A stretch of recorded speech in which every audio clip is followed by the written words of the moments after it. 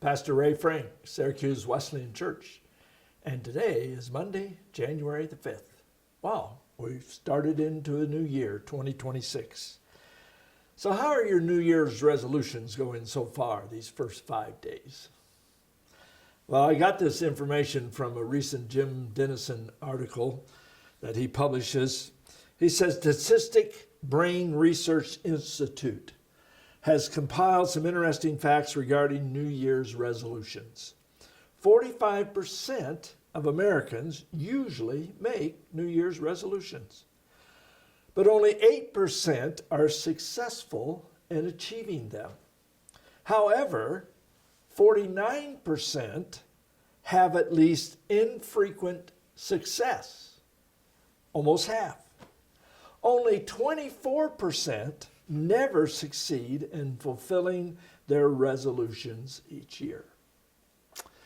Well, here's a fact I found particularly interesting. People who explicitly make resolutions are 10 times more likely to attain their goals than people who don't explicitly make resolutions. Kind of makes you think, doesn't it? So it's clearly a good idea to set goals, to make New Year's resolutions, to decide this is what I want to do. But as Christians, how do we set those goals? What guides us? What directs us?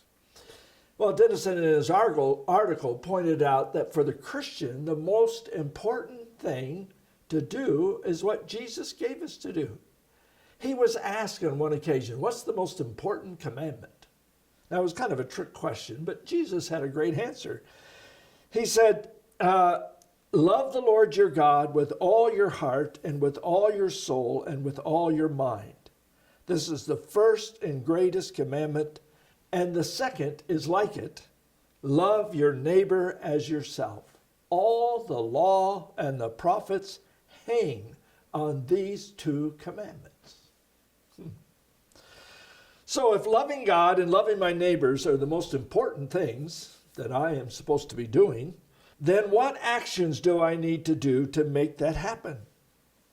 Well, there's been plenty of times in my life when I decided that I needed to do better in my spiritual life. Now, usually this is following some time of personal failure, and I'm motivated out of guilt and shame, and so, I sort of clench my fists and grit my teeth and try harder and do better. I'm going to read more chapters of the Bible during in my devotion time. I'm going to pray harder, pray longer, and with better prayer lists, and I'm going to be more faithful in serving the church and serving God. I'm going to try harder and do better.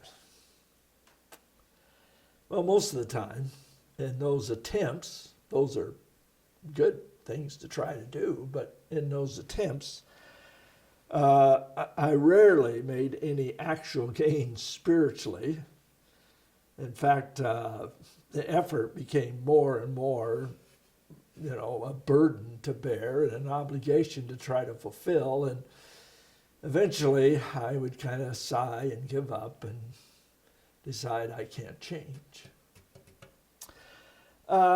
But I have discovered a secret several years back that really changed the course of that. And there are a lot of books and a lot of preachers that I've listened to that have impacted my life. And I honestly don't know who to give credit for finally soaking in and sinking in and realizing that it's not really my performance that's the issue. It's important, but it's not the issue. It's my personal relationship with Jesus. And that only becomes effective when it's a love relationship. Another way to think of it is to say it isn't about what I do, but about completely trusting in what Jesus did for me. You remember those old iced tea commercials? I don't remember. Lipton tea, I suppose. I don't know what tea commercial, but it was like, it was so refreshing and so relaxing. And they would have this guy taking a drink of a iced tea and then just falling backwards into a pool, complete rest and then immersion. That's what I'm after. That's something that changed in me, that I became more trusting, more resting, less trying, less striving. And somehow what happened is that Jesus would show up from time to time. I mean, I don't mean physically. I never heard an audible voice. But his presence was just that real. I don't doubt it for a second. He was there. I sensed him. And there was just that little bit, a glimpse of him that made me deeply hunger and thirst for more.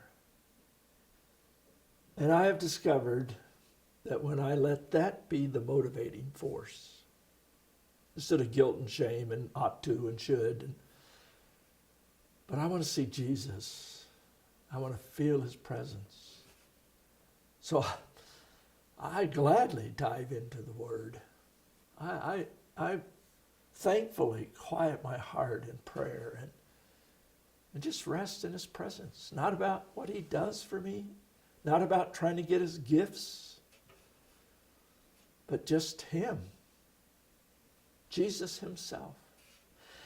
The songwriter wrote, and I know this is a song about going to heaven, and we're going to see Jesus. The chorus was, it will be worth it all when we see Jesus. Life's trials will seem so small when we see Christ.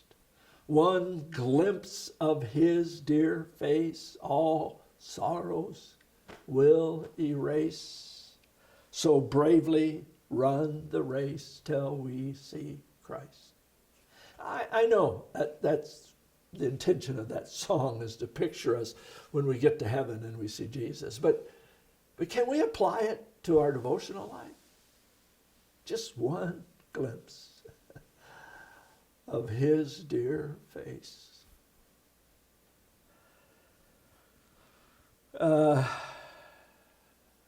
It will build in us a deep hunger and thirst. And the promise is, from Jesus, is that we will be filled. I pray that would be something that would drive you this week to one of those special times of connecting with Jesus. Have a great week. God bless you.